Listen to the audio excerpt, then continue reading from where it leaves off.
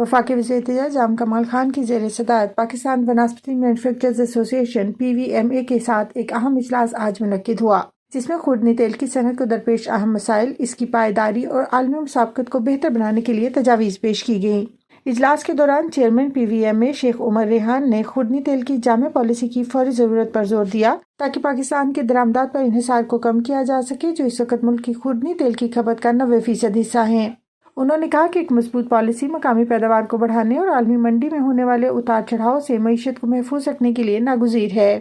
Chairman نے Malaysia اور Indonesia سے درآمد کیے جانے والے خوردنی تیل پر درآمدی ڈیوٹی اور ٹیکس کم کرنے کی بھی تجویز دی تاکہ مقامی صارفین کے لیے قیمتوں کو مستحکم کیا جا سکے۔ وفاقی وزیر تجارت نے PVMA کو ان مسائل کے حل کے لیے ایک تفصیلی تجویز 2 سے 3 دن کے اندر پیش کرنے کی ہدایت دی۔ انہوں نے صنعت کے مسائل کو حل اور ترقی کے فروغ کے لیے حکومت کے مکمل تعاون کی یقین دہانی بھی کروائی۔